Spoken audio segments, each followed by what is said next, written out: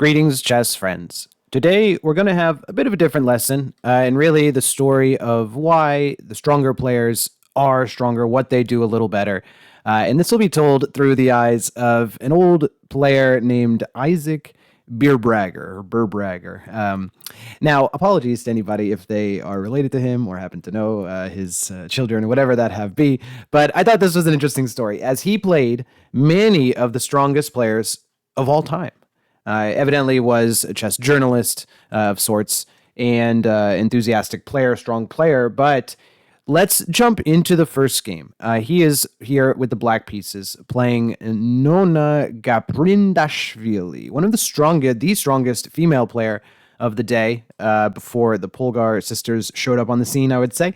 And let's see what here black is doing quite well, actually. But Nona captures a pawn. Rook h6 guards it. Queen f3. Bishop b4. Already starting to slip. c3, baiting really black with the pawn. And material doesn't matter as much in these type of games. Very scary here. You're thinking you might want to take this, but rook will take. Very, very dangerous if this pawn captures here, because it would be check. The pawn would capture here and then take the rook as well. So black threatening serious danger, but white just castles out of it. This pawn, almost irrelevant, not going to really do any damage here. And now with the king safe, white's pieces are really on the offensive. The rook, queen, knight, and knight make a great team, and this king never got to safety. Still, the engine says black is okay, amazing, but that doesn't last long in a practical game. And queen g4, infiltrating on the back rank. Still black is doing all right. Bishop c3, blunder alert, and she strikes with the move knight e6. Whoa. That's a shocking move, because there is no rook e1 like it almost appears there should be. But rook g6. Let's look at a few variations. Easy to see this one if queen takes knight g7. That's probably the spark that made her start calculating more. If pawn takes queen g8, queen f8, knight g7, only move, notice the rook guarding all of these squares on the d file, and queen takes is checkmate. Wow. So not quite the way the game went, but knight e6, a devastating sacrifice that you cannot take. Rook g6 was the response. Knight h g7. And look at this swarm. Remember this rook, knight, knight, and the queen is also participating. Captures, check. King f8, the only legal move. Knight back to f5. And basically, white won material in all that mess and retains a major attack. Queen b4, no chance. We are trading queens. Queen g7, that's guarded by the knight. And knight d6, black resigns. So queen takes t6, really the only sensible move. Moving the king walks right into line. Queen takes f7. It's all falling apart. Wow. That big blunder, bishop c3. This game, maybe the only other time you might have heard his name, Birbrager. Not sure if he was any type of bragger himself, but the record here today doesn't probably indicate that. Rook a2. But the only time you might have heard of him is this amazing game, where it's really Tal, the highlight, sacrificing his queen, as he tended to do. He was a bit younger in this game, maybe 16, 17, Tal was. So f5, and I really like the next move, and it is a pretty impressive understanding here. The engine's best move still today, pawn f4. How many of us would play that move, pawn f4? What does it really do? It absolutely clamps down on the dark squares, okay? So all these dark squares now are kind of owned by black, or maybe not now, but in a moment after bishop d4 and queen h4. It's very, very scary.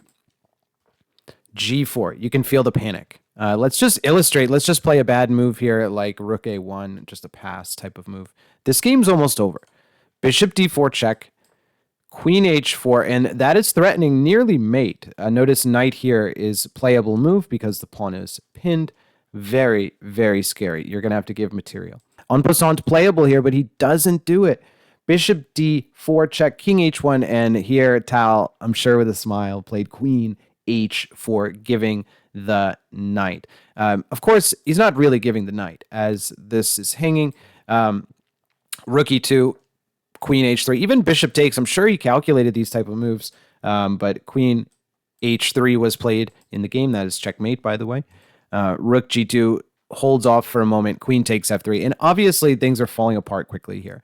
Let's jump ahead a moment after this, not wanting to repeat moves. Tal, bishop g4, his whole style encapsulated in just this one brilliant game. Look at these bishops bearing down. It's scary to even look from the white side of things. However, white is still winning. Really needing to involve this rook, a move like rook a3 or even b3. Involve this rook and you'll have the material needed to hold off. He panics, much like the last game. Bishop e2. Knight g3, that can't be even sacrificed for. It's pinned. King has to move h2. And then bishop takes and knight takes. This really sets up a nice move here, f3, where all the material comes flooding back. We didn't accomplish the goal of checkmate, but black was able to, after the dust settles here, a much better placed bishop and rook. Your pieces are better. You have more pawns. You are winning. This game ends in just one more move. Bishop e5, bishop f4. White resigns. This move is very classy as it forces the trade of bishops, and that even threatens another pawn. So we're already one pawn ahead, about to be two. Way too much at this high level. Okay, next game, really another stunner, and I might even rank this one as the most fun and entertaining game. Leonid Stein, a player which doesn't get much recognition or fanfare, but I would definitely recommend looking up. Grandmaster and one of the top Soviet players of that time. He also had a short career and passed away a bit young, I believe, but very, very imaginative attacker. And right on cue, e6. How about that move? Really clogging the position of black. If you capture it, or as in the game, f6, you're really going to struggle with this bishop developing. The pawns really are more of an obstacle rather than a healthy extra pawn. So deep understanding there and a creative move. f6, g4. And you can almost feel this is one of those games going off the rails, so to speak, being breaking the rules, not your traditional characteristics of a chess game, let's say. And what tells us that is, of course, this pawn, the pawn configuration of black, which means the bishop can't move, the king can't castle. It's just a big log jam here. And you usually want to be on the aggressive side of these, white. Queen b3. This move gets the brilliancy by chess.com mention because it is giving away the rook. And Birbrager just takes it. Let's see. Queen takes b7. What did he have in store? That's not only scaring all these pieces, but queen c8 is checkmate. King d8. Knight f3. Trapping the queen in there. Bishop d3 fighting back. Bishop f4. Giving another piece, and he takes it. Right now, Stein, the Grandmaster, is down a rook and bishop and is in check and is completely winning. King d2. White is completely winning. Wow. What's the problem here? Well, your queen is hanging, and this move followed by queen c is checkmate, and our king, strangely safe here. Queen and bishop aren't enough. Queen takes pawn, king d3. That's one piece back in our pocket.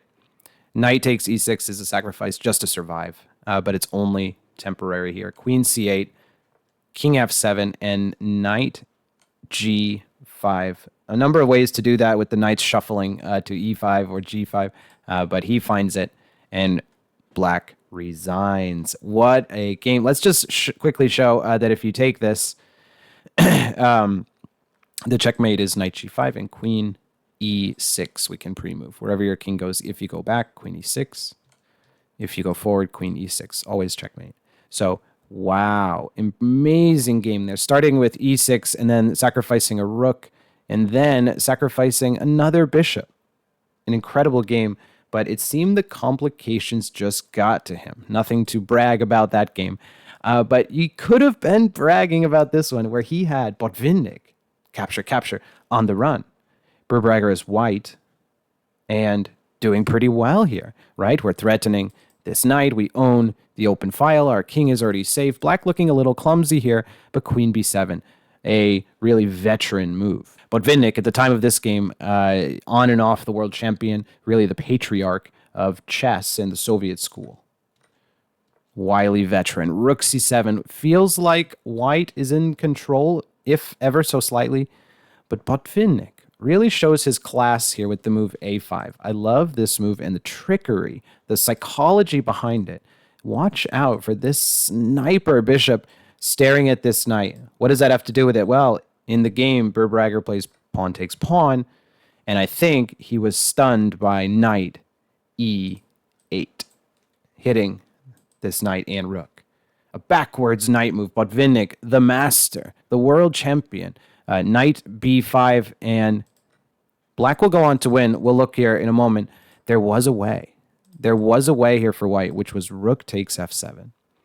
Bishop takes knight, and then a takes b6 again. White now having 3 pawns for the knight, and pretty good pawn here on b6, the rook on the 7th. Actually, white is holding their own, roughly balanced. Knight b5 lets the game slip. We lose the exchange and then the pawn back. And here, the position with black up in exchange. Capture, capture makes it equal. And slowly, with the bishop, black is able to maneuver an advantage out of this position.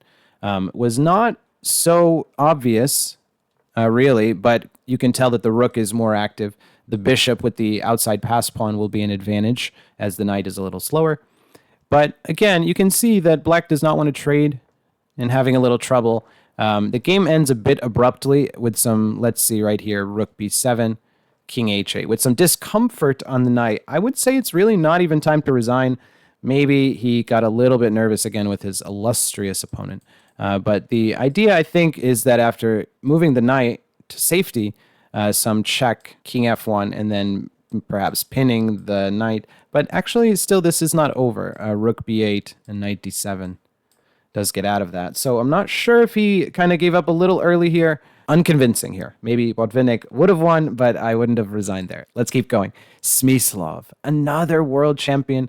Just a reminder, actually, almost all of these were from one single tournament here, this 1966 Soviet team tournament. Really interesting. And the winner was the team of Leonid Stein, actually. So you had one grandmaster, one female junior, male junior, female player, master. It was like an interesting team event. Okay, let's keep going. SMYSLOV. And this one is really a one-sided affair. F5. Bishop g5. And not every move is engine approved. F4, remnants of the Tal game. Not every move is engine approved, but you can feel the white king being torn apart here. And another characteristic, I would say, typical to lower-rated players, is they're not good at defending themselves. Too scared and really kind of tie their shoes together or step on a rake, so to speak, in the complicated defensive positions. Attacking is much more natural. But, of course, a characteristic of the strongest players, they are great defenders, stubborn defenders. So let's see. Again, all the pieces are participating, the rook coming into play, and this knight helping as best it can. Really, white is in big trouble here. Rook g1, rook f8, d6, rook f2. And you keep seeing this characteristic, this theme over and over again. Rooks to the 7th rank, or here the 2nd rank. Very powerful. Again, everything's in danger that's on the 2nd rank, usually the king. Knight blocks the check. Notice that's guarded by the bishop. Not trying to be fancy here. Good move. Queen takes e5, and this one really ends fast. Knight g2. There were better moves, but this is efficient enough. Queen takes, and desperate move. Of course, everything is collapsing here on g2. 4 threats and only 2 defenders. Queen takes is a bad miscalculation or blunder or something, but it doesn't work at all. Every move we play here is good, but knight g6 keeps the queen alive. And queen b2, which threatens checkmate, forces Birbrager to resign. A sad tournament for Mr. Birbrager here, who played all these legends, KERES, SMYSLOV, Tal, Petrosian, all in the same event. So fun fact here. Okay, here another one I wanted to include where the real strong player KERES, one of the all-time greats, definitely going to do a video on him soon, is just slightly better. Look at this. Pawn structure, all the same. Our rooks are just a little better. We're ahead of schedule. You are late to the party, so to speak, the 2 black rooks. All things otherwise are equal. Rook c7. And rook b7. Again, those rooks to the 7th rank. F5. That really almost increases the scope of our rook, entrenches this knight. Now there's no more pawn to kick this knight away. I'm not sure I agree with that move. A trade, but still the white rook is infiltrating. Notice king f7 is off limits. Rook has to guard. Again, our rook is further into the black territory, our knight. But again, this one could have been held here. Knight takes f5. An alert move by KERES. Capture, and white is up a pawn. It's an important pawn. In a rook endgame, you can really press here. Capture, white is up a pawn. Rook f3, what's the threat? We are threatening to trade everything. Rook e3 would force a trade. He moves the rook. Here, g4. This is a slick move because the point is actually to come around this way. Rook h3, hunting down those weaknesses. The rooks are really good at threatening weak pawns in the endgame. Improve your rook and pawn endgames, and your rating will skyrocket. Let me say that again. Improve at rook and pawn endgames, and your rating will skyrocket. That's a fact, I must say. Capture, and here, all of a sudden, we are 3 pawns ahead. And all we have to do is make sure this one doesn't get out of control. Notice here, check, and whatever it takes to get behind this pawn. Even though we're going to lose this pawn, on a5, getting behind this pawn is critical. Rooks go behind past pawns. King c4, and g5 here resigns. There's really nothing to do. These pawns are just going to keep going. Perhaps the king will assist if needed. But the only trick is really just don't allow here a move like rook b5. So even in this case, I think it is okay. G6 is playable move. Yeah, rook b5. We still have rook takes, and then we're even faster. So nothing really to derail us, and an impressive game. This one was just, again, the blunder that allowed knight takes f5. Close. Felt like an equal position right around here, but white had that slight edge, kept the slight edge, 1 extra pawn, and converted the win. This one, an interesting double rook endgame, and Tal starts with the black pieces. A nice finesse, h3. I love his natural inclination to just attack always, even when there's very few pieces on the board. Actually, a pretty uncomfortable move for white. Capture. That was a trade, but this rook is still very powerful, grabbing this pawn very likely. And after a series of trades, again, but black is actually cleaning up some of these weaknesses and in a better position. One thing to point out, don't trade here, as now white is completely winning. You cannot stop this pawn. It's just too fast, and the double pawn acts as a shield. So really interesting. Rook d7, of course. Rook e7, again, certainly don't trade. Tal captures. Count them up. We are 1 pawn ahead. Is that enough to win? Of course. Actually, really, here, I really like the next move coming from Tal right at this moment. Rook d to d3. Rook d3. Because this move not only stops any kind of interruption or trade offer, but also you're thinking about the king's safety, like Tal always was. So there's kind of this idea that the king is going to escort these pawns forward, but the 2 rooks play a really sturdy role here, almost cutting the board in half. So rook c2, but again, not much to do. And here comes that king. f5. And all of a sudden, this king is in a wonderful position. At opposition with its counterpart here, the rooks are ready to start attacking. You can feel the danger. And Tal understood that. So really nice endgame. Still a pawn up, and he wraps this one up nicely. Here, rook h3, that forces a trade. And from there, it's really a matter of just grabbing this last pawn. There's a few landmines we have to avoid here, and I'll show one right here. He plays king h5, and white resigns. Birbrager goes down. However, if Tal had captured this, rook takes g6, and this game should be a draw. Not really certain if he would be able to do it, but seemed to get a little clumsy in the endgame. So here we go. Tigran Petrosian, another world champion. Just incredible. This guy got to play all these top players. Again, many in the same tournament, like we said. Here we go. Rook A8, doubling on the 8th rank. Everybody has heard of this rooks to the 7th rank, but rooks on the 8th rank, or queen in this case, are very, very powerful. It just happens less. This was, again, a chapter in the famous SMY system, of course, 7th and 8th ranks. F6, a counterattack, which just trades by force into a losing rook and pawn endgame. So again, trying to learn something from all of these examples. What do the stronger players do? Even though these games are quite a long time ago now, there's still the lesson of the David versus Goliath type matchups that occur in chess all the time. Almost every tournament, first round, you get to play way up or we have to play way down. And, there's some psychology behind that.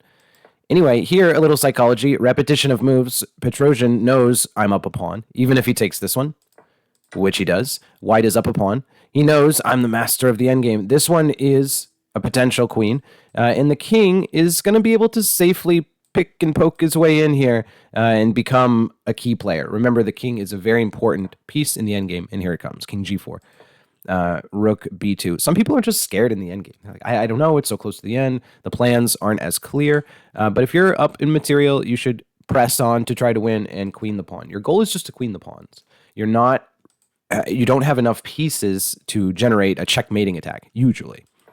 Although the rook, of course, can do it. Here we go. One pawn drops, but our position just gets stronger and stronger. These pawns, really, it's the king. The threat of rook d7 is so serious, and then the king can also penetrate in further. g6, take those pawns. Rook f2, trying to stay active, a good idea, but it's just too much. Petrosian just really, really precise here. And also losing a pawn here. We were down a pawn for the moment. Back to equal, and now up a pawn. So all those kingside pawns disappear. One other feature not to be underestimated is that we do own the 7th rank, and we're able to put our rook behind the pass pawn. That's the proper placement. Put your rooks behind pass pawns. Doesn't matter how far it goes, you're always watching. So, and then in the meantime, we can work on our own pass pawn. Here we go. g6, and black resigns. Petrosian. Wow, pretty strong showing. It will eventually be the d pawn that tips the balance completely, but white has everything under control. This pawn cannot take a step. This rook has to stay connected. The king is locked away. We have pressure. White is doing the maximum with what they have. One last unfortunate tale here, and this really made me laugh, that Isaak Birbrager, I did a little research, could not find one photo of him, unfortunately, on the whole internet, but he did compose some chess puzzles and was a journalist of sorts. Here, white to play and mate in two. The correct answer was knight f d5. And here, no matter what black does, this is checkmate coming. You can even promote to a queen. Queen takes rook, checkmate. Bishop keeps an eye on some extra squares. So queen takes rook is the threat. Here, even if you move the rook, there's other discovery threats. Bishop e4, that's checkmate. Check, double check. The king even helps. A really nice checkmate. So not so bad from our old friend, Mr. Birbrager. But thanks again, everyone, for watching. Hope you enjoyed this one, and we're going to keep rolling with some more exciting chess content.